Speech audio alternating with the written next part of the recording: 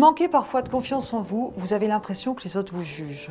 Oh là là, si je fais ça, qu'est-ce qu'ils vont penser de moi? J'ai l'impression qu'ils ne m'aiment pas. Vous communiquez avec vos enfants, votre conjoint ou conjointe, et vous avez l'impression de ne pas être compris ou comprise. Mes parents, ils comprennent vraiment rien. J'ai l'impression que je parle pas français, hein.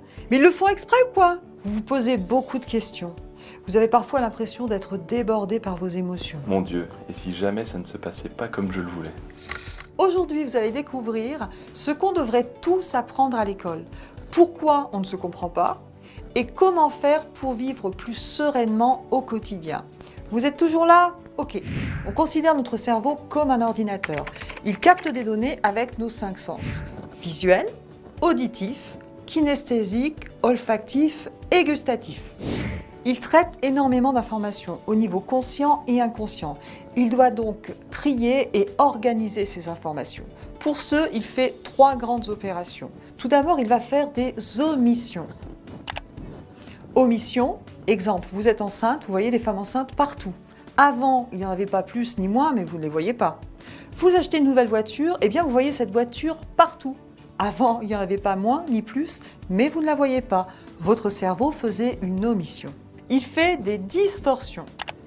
Vous croisez un ami dans la rue qui ne vous regarde pas, vous en concluez « j'ai dû faire quelque chose de mal ». Vous prenez un peu un raccourci pour donner du sens à la situation. C'est ce qu'on appelle une distorsion. Il fait des généralisations. J'ai eu une expérience négative avec un patron, tous les patrons sont de mauvaises personnes. Je généralise mon expérience.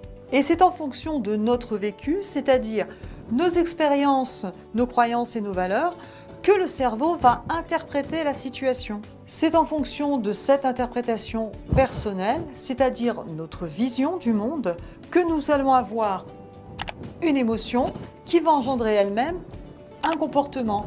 Et ceci est donc notre modèle du monde. Nous parlons en PNL de la notion de modèle du monde. Chacun de nous avons un modèle du monde différent. Ce qu'il faut retenir, c'est que ce n'est pas la situation qui crée mon émotion, mais mon interprétation de cette situation. Alors je vous donne une astuce pour prendre du recul. Dès que vous sentez une émotion qui monte, tout de suite, plutôt qu'interpréter, ayez le réflexe. Dites-vous, je ne sais rien, je ne crois rien, je ne pense rien. Concentrez-vous sur les faits et questionnez. Bien sûr, il faudra vous entraîner pour que ça devienne de plus en plus automatique, car ce n'est pas un réflexe. En tout cas, en termes de bénéfices, vous verrez que vous serez beaucoup plus serein et vous aurez une capacité à prendre du recul sur les situations.